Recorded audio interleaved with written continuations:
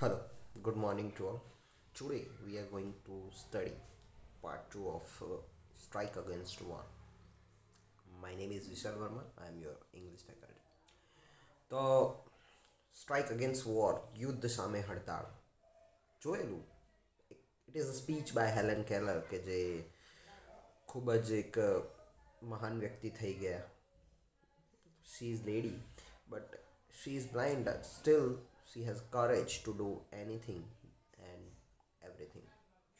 બહુ બધું સારું સારું કામ કરે એમને એન્ડ લોકોનામાં પ્રખ્યાતતા ફેલાય એમના નામની.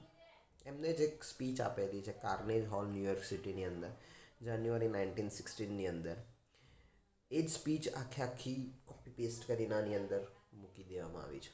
It is a speech about to a workers that works on factories, malls or any other stuffs કે જ્યાં વર્કર્સની જોડે બહુ જ ખરાબ બિહેવ થઈ રહ્યું છે અથવા તો એમને કોઈ પર્ટિક્યુલર વસ્તુ નથી મળી રહી જે એ લોકો ડિઝર્વ કરે છે. તો એના વિશેની ડિસ્કશન હતી. ખાસી એવી ડિસ્કશન આપણે કરી દીધી હતી કે ભાઈ આ લોકો આવું આવું કરે છે, દેશ માટે લડવું જોઈએ. મતલબ એ જેના ફેક્ટરીઓના માલિક હોય છે એ લોકો એમને એક ટાઈપનું ડિસ્ટ્રેક્ટ કરે છે કે ભાઈ તમે અહીંયા લો વેજીસ માટે રહો છો, ત્યાં તમારો દેશ ખતરામાં છે, તમારી આઝાદી ખતરામાં છે. એ બધી વાતો કહીને લોકોને ભડકાવવાનું કામ થઈ રહ્યું હતું. ઠીક છે. તો ફર્સ્ટ પાર્ટ આપણે જોઈ લીધો હતો. Today we are going to study part 2.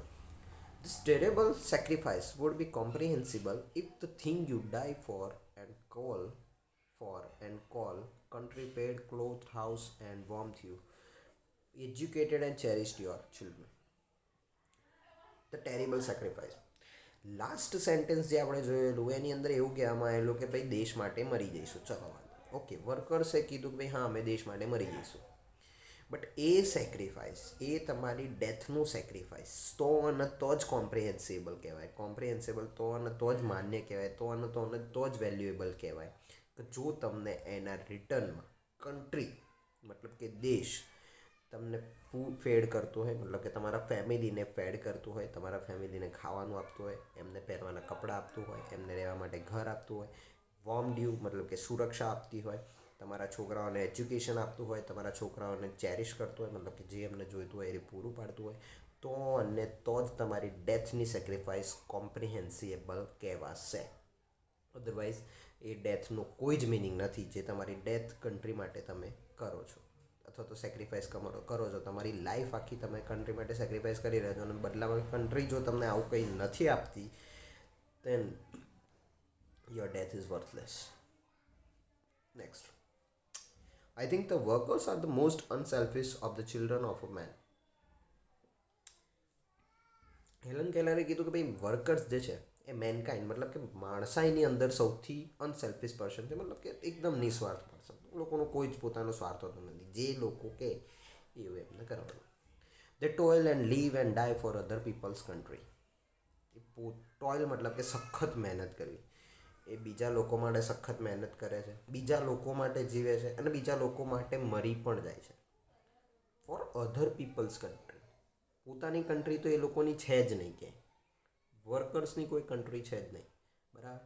બીજાની કન્ટ્રી, એમના ફેક્ટરીના માલિકો માટે અથવા તો બીજા કોઈ જે રિચ પીપલ્સ, રાજકારણીઓ માટે, સ્ટેટ્સ પર્સન્સને, એવા બધા લોકો માટે પોતાની લાઈફ આપી દે છે, પોતાની ડેથ આપી દે છે, પોતાની લાઈફ આખી બતાવી દે છે એન્ડ જોડે જોડે સખત મહેનત પણ કરતા હોય છે. અધર પીપલ્સ કોન્ટિનેન્ટ્સ મતલબ કે બીજા વ્યક્તિઓના ખંડ માટે. ખંડ મતલબ કે એશિયા એક ખંડ છે, આફ્રિકા એક ખંડ છે, યુરોપ એક ખંડ છે. તો કોન્ટિનેન્ટ્સ મતલબ કે ખંડ. તો દરેક અલગ અલગ લોકોના કોન્ટિનેન્ટ્સ માટે અધર પીપલ્સ લિબર્ટીઝ, પોતાની સ્વતંત્રતા માટે નહીં પણ બીજા કોઈની સ્વતંત્રતા માટે એ લોકો લડે છે. ફોર અધર પીપલ્સ હેપીનેસ, બીજા કોઈની ખુશી માટે લડે છે, પોતાની ખુશી માટે નહીં. The workers have no liberties of their own. એમની પોતાની તો કોઈ સ્વતંત્રતા હોતી જ નથી. They are not free when they are compelled to work 12 or 10 or 8 hours a day. એ લોકો ત્યારે પણ ફ્રી નથી હોતા, કાં તો એ લોકોની સ્વતંત્રતા એટલી પણ નથી હોતી કે જ્યારે એ લોકોને દબાણ, કમ્પેલ મતલબ કે દબાણ કરવું, જ્યારે એ લોકોને દબાણ કરવામાં આવે છે 12 કલાક, 10 કલાક, 8 કલાક ડે કામ કરવાનું એ લોકોના પર દબાણ કરવામાં આવે છે. They are not free when they are ill paid for their existing toil. Ill paid for their existing toil મતલબ કે એ લોકો આટલી સખત મહેનત કરે છે, એમને ઇલ પેડ પણ નથી મળતું. મતલબ કે એના પ્રમાણમાં જે એમને વેજીસ મળવું જોઈએ એનું નાનો અંશ પણ એમને નથી મળતો. They are not free when their children must labor in mills and factories or starve. એ લોકો ત્યારે પણ ફ્રી નથી, એ લોકો ત્યારે પણ સ્વતંત્રતા નથી કે જ્યારે એમના છોકરાઓને કોઈ મિલ્સમાં, ફેક્ટરીઝમાં, સ્ટોર્સમાં લેબરિંગનું કામ કરવું પડે છે, બાળમજૂરીનું કામ કરવું પડે છે. અત્યારે તો જો કે બાળમજૂરીની સામે સારા એવા કાયદા કાનૂન બની ગયા છે, પણ સ્ટીલ તમને ક્યાંક ને ક્યાંક જોવા મળશે બાળમજૂરી. તો કહેવાનો મતલબ છે કે ભાઈ એટલી પણ સ્વતંત્રતા નથી એમને કે ભાઈ પોતાના છોકરાને એટલું કહી શકે કે ભાઈ તું અહીંયા કામ ના કર, હું કમાઈને લાવીશ, તારે કંઈ જવાનું જરૂર નહીં. And when their women may be driven by poverty to lives of shame, કે જ્યારે એમની વાઈફને મતલબ કે એમની પત્નીઓને, એમની વુમન્સને જ્યારે ગરીબીની શરમ સાથે રહેવું પડે છે ત્યારે પણ એ લોકો સ્વતંત્ર નથી, એ લોકો ત્યારે પણ કંઈ જ નથી કરી શકતા. સો હેલન કેલર ઇનડાયરેક્ટલી મોટિવેટ કરી રહી છે વર્કર્સને ટુ ડૂ અ સ્ટ્રાઇક, કે ભાઈ વોર કરવાથી કોઈ ફાયદો નહીં થવાનો. તમે તમારી કન્ટ્રી માટે લડવા જશો, ત્યાં તમારી ડેથ થઈ જશે, તમારો હાથ પગ કપાઈ જશે, તમે આંધળા થઈ જશો, બીજો કોઈ પ્રોબ્લેમ થશે, એનાથી તમને કંઈ નહીં મળવાનું. તો વોર એ ના કરશો. વોર કરવી હોય તો તમારા ફેક્ટરીના જો કે આગળ આવશે વાત ત્યારે ડિસ્કસ કરીશું, બટ હવે આગળ જઈએ. They are not free when they are clubbed and imprisoned because they go on strike for a raise of wages and for the basic justice that is their right as human beings.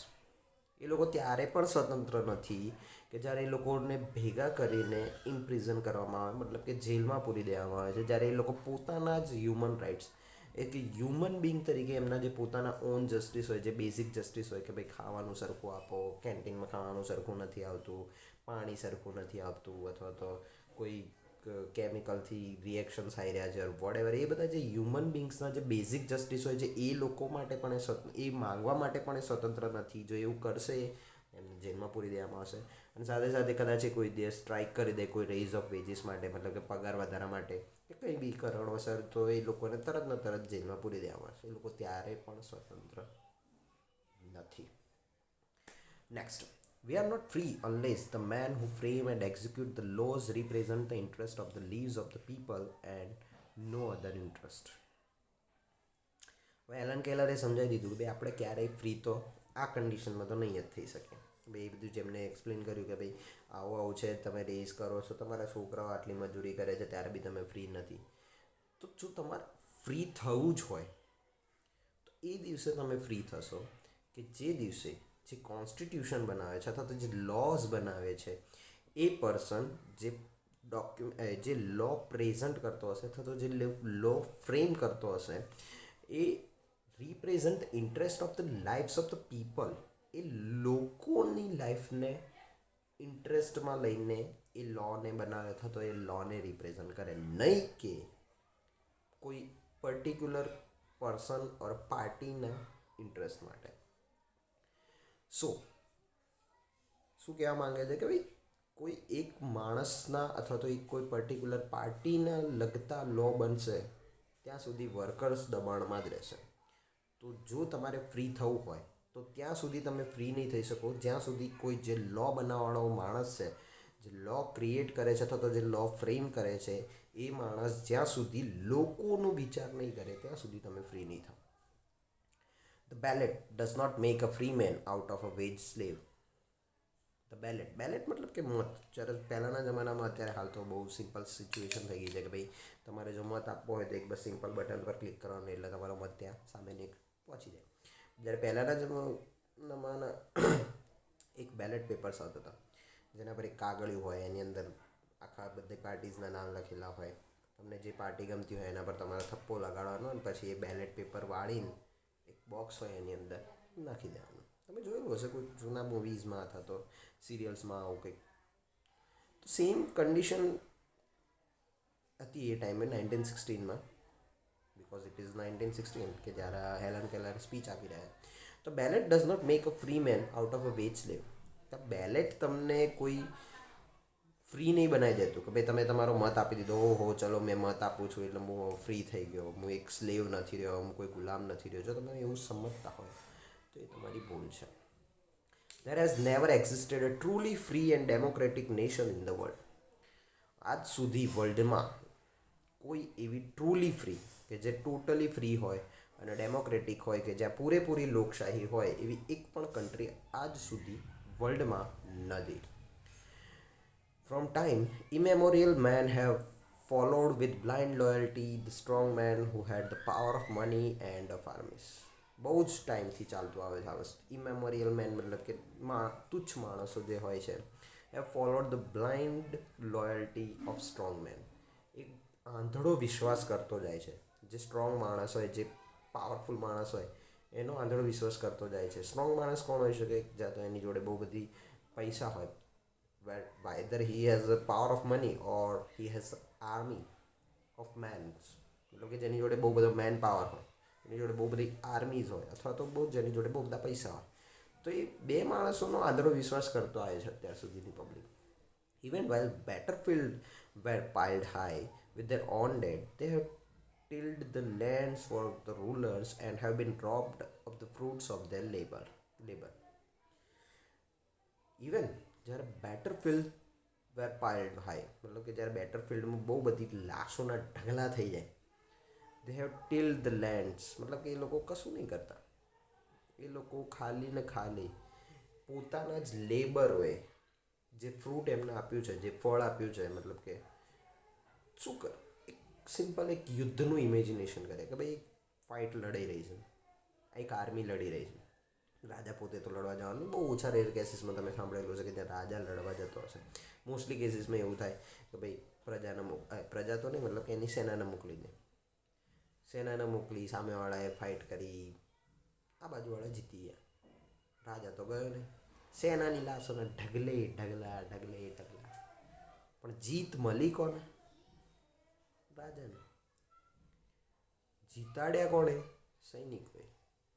એમની life death કોઈ meaning નહીં.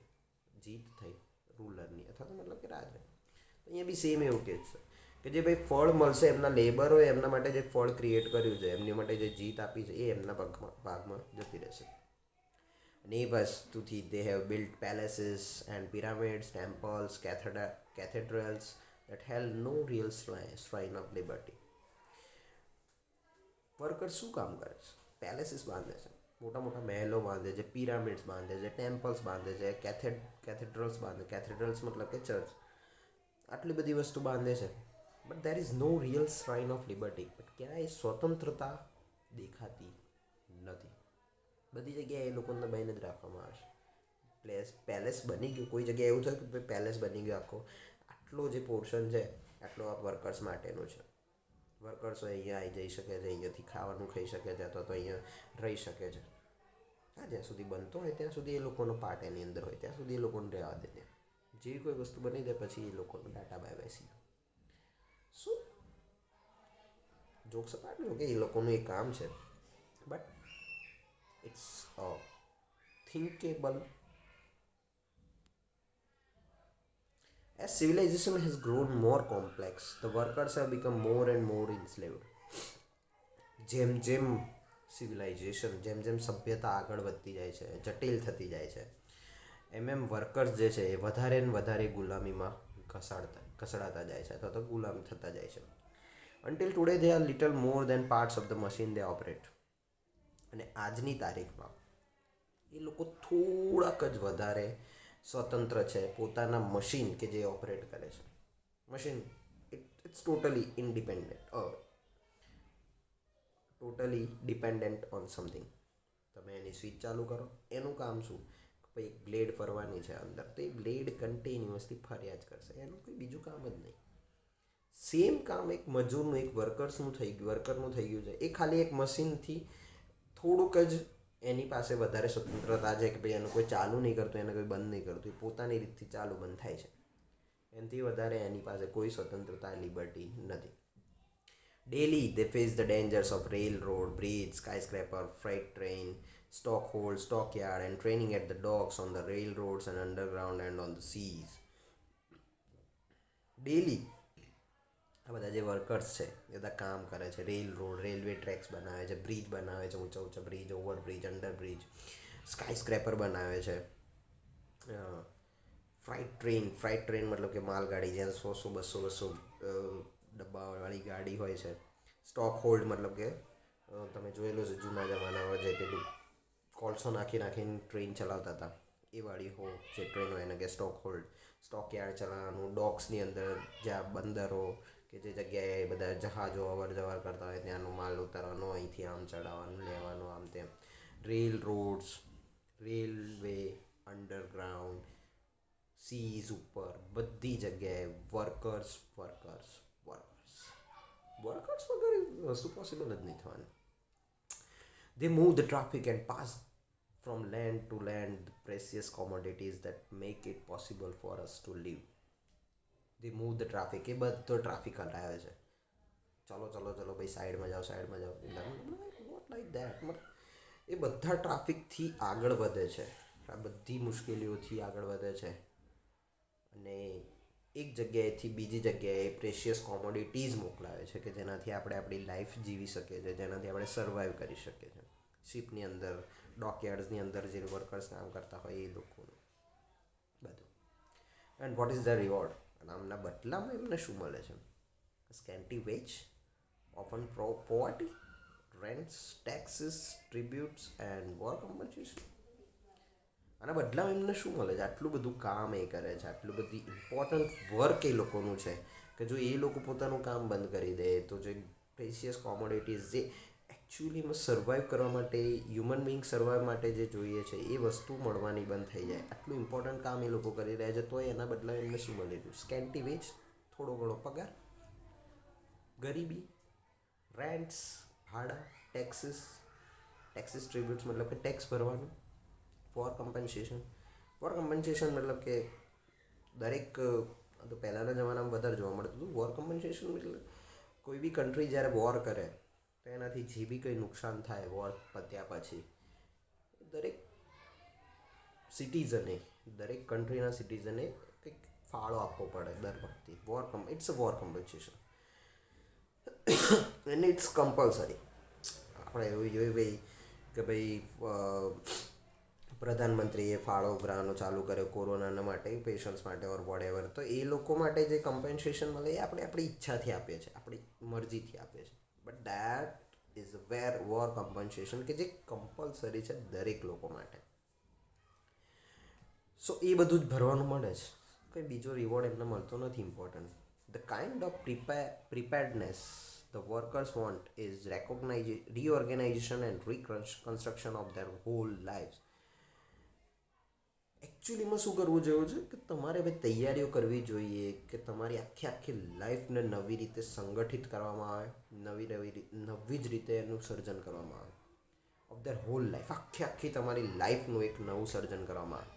such as has never been attempted as a statesman or government. કે જે આજ સુધી કોઈ પણ સ્ટેટ્સમેન મતલબ કે રાજકારણી, જે આજ સુધી કોઈ પણ રાજકારણી અથવા તો કોઈ પણ ગવર્મેન્ટ દ્વારા કરવામાં નથી આવ્યું. વર્કર્સની લાઈફનો સુધારો કરવો, એમને સંગઠિત કરવું, એમની લાઈફનું સર્જન કરવું નવેસરથી, આવું કોઈ સ્ટેટ્સમેન, આવું કોઈ રાજકારણી અથવા તો ગવર્મેન્ટે કર્યું નથી આજ સુધી. The Germans found out years ago that they could not raise good soldiers in the slums, so they abolished the slums. જર્મનીને એક્ઝામ્પલ આપ્યું કે ભાઈ જર્મની આટલું કેમ આગળ છે. તો જર્મનીને એ ટાઈમે યર્સ અગો મતલબ કે જર્મનીને એ ટાઈમે બહુ વર્ષો પહેલાં ખબર પડી ગઈ કે they could not raise good soldiers in the slums. એ લોકો ગરીબીની અંદરથી, ઝૂંપડપટ્ટીની અંદરથી સારા સોલ્જર્સ, સારા સૈનિકો બહાર નહીં કાઢી શકતા. સો દે એબોલિશ ધ સ્લમ્સ. એ લોકોએ પૂરેપૂરું ઝૂંપડપટ્ટી હટાવી દીધી અને ડિસાઇડ કર્યું કે આપણે બધાને સારું ખાવાનું, સારું પહેરવાનું, સારા કપડાં આપીશું, સારું રહેવાનું આપીશું, કે જેથી સારા લોકોનું પોષણવાળો આહાર ખાય કે જેથી સારું એમનું ફિટ એન્ડ ફાઇન બોડી બને અને એ લોકો આર્મીમાં જોઈન કરી શકે. They saw to it that all the people had at least a few of the essential of civilization: decent lodging, clean streets, wholesome if scanty food, proper medical care and proper safeguards for the workers in their occupations. એ લોકોએ notice કર્યું કે ભાઈ civilisation સભ્યતાની અંદર અમુક વસ્તુ બહુ જ essential છે, બહુ જ જરૂરી છે, બહુ જ કિંમતી છે. જેમ કે ડિસેન્ટ લોજિંગ મતલબ કે રહેવા, લોજિંગ એટલે લોજ તમે સાંભળેલો છો, લોજ મતલબ રહેવાની જગ્યા, એક સારી રહેવાની જગ્યા, ક્લીન સ્ટ્રીટ્સ ચોખ્ખા રસ્તા, હોલસમ ઇફ સ્કેન્ટી ફૂડ, જો થોડુંક જ ફૂડ મળતું હોય એ ચાલશે, પણ પૂરેપૂરું પોષણ તત્વવાળું સંપૂર્ણ આહાર મળવું જોઈએ. ઠીક છે. એન્ડ પ્રોપર મેડિકલ કેર મળવી જોઈએ, proper safeguards for the workers in their occupation. જે કંઈ પણ વર્કર્સ ધંધો કરી રહ્યા છે, જે કંઈ પણ કામ એ લોકો કરી રહ્યા છે એ જગ્યા પર પ્રોપર સેફગાર્ડ્સ મળવું જોઈએ, એમને પ્રોપર સેફટી મળવી જોઈએ. જે એમની સાથે ત્યાં દુર્ઘટના ઘટવાના ચાન્સીસ હોઈ શકે છે એ બધાથી ઓવરકમ થવા માટેના ત્યાં સેફટી ગાર્ડ્સ હોવા જોઈએ. That is the only a small part of that what should be done. જર્મનીએ એવું બી પાછળ ઉમેર્યું કે ભાઈ આ તો અમે બહુ જ નાનો એવો પાર્ટ કરી રહ્યા છે, જે એકચ્યુઅલીમાં કરવું જોઈએ એના બહુ નાનો પાર્ટ હું કરી રહ્યો છું અથવા તો અમે કરી રહ્યા છે. It is your business two force this reforms on the administration. અને એના પછી હેલન કેલર જોરથી કહે છે કે ભાઈ આ તમારું કામ છે કે એડમિનિસ્ટ્રેશનને, પ્રશાસનને, સરકારને તમે ફોર્સ કરો આ જ વસ્તુ, આ પોલિસી અહીંયા લાવવા માટે. Let there be no more talk about what a government can or what cannot do. એ લોકોને એવી બધી વાતો કરવા માટે લિબર્ટી આપો જ નહીં કે ભાઈ ગવર્મેન્ટ શું કરી શકે છે, ગવર્મેન્ટ શું નહીં કરી શકે. એ બધી વાતો જાણીને અમને શું ફાયદો છે? All these things have been done by all the belligerent nations in the turmoil of war. બેલિજરન્ટ મતલબ કે યુદ્ધખોર. દરેક યુદ્ધખોર નેશન, જેટલા બી જે લોકો યુદ્ધ માટે હંમેશા તત્પર રહેતા, લાઈક પાકિસ્તાન, ઠીક છે, for general example, like Pakistan, એ બધા જે નેશન છે એ બધા કે જે વોર માટે હંમેશા રેડી રહેતા હોય છે, એ બધી કન્ટ્રીઝ આવું કરે છે. કેવું કે ભાઈ સોલ્જર્સ જો લાવવા હોય, સારા સોલ્જર્સ, તો એમને સારું ખેવડાવવું પડશે, સારું પીવડાવવું પડશે, સારું રહેવાની જગ્યા આપવી પડશે. તો એ બધા આ વસ્તુ કરે છે. તો અહીંયા કેમ નહીં, આપણી કન્ટ્રીમાં કેમ નહીં? Every fundamental industry has been managed better by the governments than by private corporations. It's the most important thing to do of any country can do. Every fundamental industry મતલબ કે જે બેઝિક નીડ હોય એક માણસની રહેવા ખાવા પીવાની, normally કહેવા જઈએ તો એ બધી ઇન્ડસ્ટ્રી ગવર્મેન્ટે હેન્ડલ કરવી જોઈએ, નહીં કે કોઈ પ્રાઇવેટ કોર્પોરેશને. ઠીક છે. જો ગવર્મેન્ટ એ વસ્તુને હેન્ડલ કરશે તો સારી એવી એક બેટર પ્રાઇસ ઉપર બધી વસ્તુ મળી રહેશે. It is your duty two insist upon steel more radical major. આ તમારી ડ્યુટી છે કે તમે એ લોકોને ઇન્સિસ્ટ કરો રેડિકલ મેઝર્સ કરવા માટે, મતલબ કે હજુ વધારે સારા પગલાં લેવા પર એ લોકોને તમે ફોર્સ કરો, એ લોકોને ઇન્સિસ્ટ કરો, એ લોકોને બનાવો, એ લોકોને મજબૂર કરો. It is your business to see that no child is employed in an industrial establishment or mine or store. એ તમારું કામ છે. વર્કર્સને હવે પોતાની ડ્યુટી યાદ કરાવી રહ્યા છે એલન કેલર. એ તમારું કામ છે. બધી વાતો કહે છે હવે કે ભાઈ તમારું કામ છે કે તમે પ્રશાસનને સમજાવો કે ભાઈ આવું કંઈ આપણી પોલિસી લાવો. એ તમારું કામ છે કે ભાઈ તમારો કોઈ પણ છોકરો કોઈ પણ ઇન્ડસ્ટ્રીયલ એસ્ટાબ્લિશમેન્ટ અથવા તો કોઈ માઇન અથવા તો કોઈ સ્ટોરની અંદર કામ ના કરવો જોઈએ. એ તમારું કામ છે. તમે એને રોકી શકો છો. And that no work is needlessly exposed or to accident or disease. અને કોઈ પણ એવી જગ્યાએ કારણ વગર કોઈ પણ જાતનો એક્સિડન્ટ ફેલાય અથવા તો રોગચાળો ફેલાય એવી જગ્યાએ કામ નહીં કરવાનું. તમને ખબર જ છે કે જો અહીંયા કામ કરીશું તો તમને પ્રોબ્લેમ પડવાનો જ છે. ઇન ફ્યુચર સ્કિનનો પ્રોબ્લેમ પડવાનો છે, તો કોઈ બીજી કોઈ શ્વાસ લેવામાં તકલીફ પડે, તમે એ કામ જ ના કરશો. સો તમારા હકમાં છે, તમે એ વસ્તુ કહી શકો છો. You can do that. એવું વર્કર્સને હેલન કેલર કહી રહ્યા છે. It is your business to make them give your clean cities free from smoke, dirt and congestion. એ તમારું કામ છે કે તમે એ લોકોને યાદ કરાવો કે ભાઈ અમને ક્લીન સિટીઝ જોઈએ છે, ફ્રી ફ્રોમ સ્મોક, ડર્ટ, ધુમાડા વગરનું, મતલબ કે ધૂળ વગરનું, કચરા વગરનું, અને કન્જેસ્શન મતલબ કે ભીડભાડ વગરનું, નહીં જોઈતી નથી જોઈતી અમને સિટી, એ તમારું કામ છે કે તમે એમને યાદ કરાવો કે અમને આવી કોઈ સિટી જોઈએ છે જે ક્લીન, નીટ હોય. It is your business to make them pay your living wage. એ તમારું કામ છે કે તમે એ લોકોને કહો કે ભાઈ અમને લિવિંગ વેજ આપો, અમને જેટલું એટલીસ્ટ જીવવા માટે જેટલું જરૂરી હોય એટલું પગાર બધું આપો. It is your business to see that this kind of preparedness is carried into every department on the nation until everyone has a chance to be a well-born, well-nourished, rightly educated, intelligent and serviceable to the country of all time.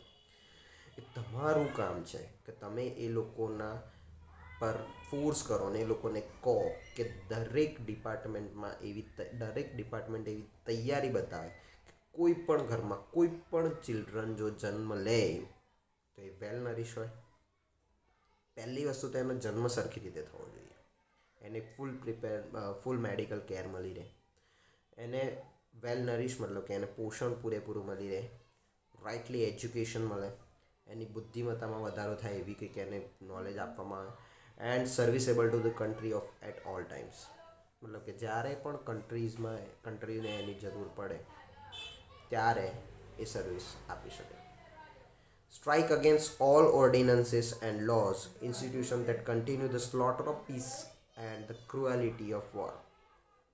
Strike against all ordinances મતલબ કે દરેક ઓર્ડિનન્સીસ જે કાયદા બની રહ્યા છે, દરેક લો બની રહ્યા છે, જે આદેશો નીકળી રહ્યા છે દરેક ઇન્સ્ટિટ્યુશનની સામે, કે જે તમારી પીસ, જે તમારી શાંતિના ટુકડા કરી રહ્યા છે અને વોરની ક્રુએલિટીને કન્ટિન્યુ કરી રહ્યા છે, તો વોરની ક્રુએલિટીને ઇન્કરેજ કરી રહ્યા છે, એવી દરેક વસ્તુ સામે તમારે હડતાળ કરવી જરૂરી છે. Strike against war, for without you no battles can be fought. Strike against war મતલબ કે યુદ્ધ સામે હડતાળ કરો, તમારા વગર કોઈ જ લડાઈ નથી લડવાની. No war can be fought without you, no battles can be fought without you. Strike against manufacturing scrap and gas bombs and all other tools of murder. Strike કરો એ લોકો સામે. મેન્યુફેક્ચરિંગ સ્ક્રેપ, જે કચરો પેદા કરી રહ્યો છે, જે વેપન્સ ક્રિએટ કરી રહ્યા છે, શું કરવાનું? વોર પછી એક બંદૂક શું કામમાં આવવાની? એ તો ગોળીની કારતૂસો શું કામમાં આવવાની? સ્ક્રેપ, ભંગાર થઈ ગયું છે. તો જે મેન્યુફેક્ચર કરી રહ્યું છે સ્ક્રેપ, એની સામે હડતાળ કરો. જે ગેસ બોમ્બ બનાવી રહ્યું છે એની સામે હડતાળ કરો. જે બધા બીજા ટૂલ્સ બનાવી રહ્યા છે મર્ડરના, એની સામે હડતાળ કરો. Strike against preparedness that means death and misery to millions of human beings. એવી વસ્તુ સામે, એવી તૈયારી સામે સ્ટ્રાઇક કરો કે જે તમને ડેથ તરફ લઈ ગયો છે, જે તમને તમારી મૃત્યુ સામે હડતાળ કરો કે જેના લીધે લાખો લોકો મિઝરી એટલે કે દુઃખમાં જતા રહેશે. બી નોટ ડમ, મૂર્ખ ના બનો. Obedient slaves in an army, be not dumb obedient slaves in an army of destruction. વિનાશની આર્મીમાં અથવા તો વિનાશની સાથે જોડાયેલી આર્મીમાં એક ઓબિડિયન્ટ આજ્ઞાકારી ગુલામ ના બનો, એની જગ્યાએ બનો be heroes in an army of construction. સર્જન કરવાવાળી આર્મીની અંદર હીરો બને. સો વિનાશના સમયે વિનાશ કરી રહેલી આર્મીના આજ્ઞાકારી ગુલામ બનવા કરતાં સર્જન કરતી આર્મીના હીરો બનો.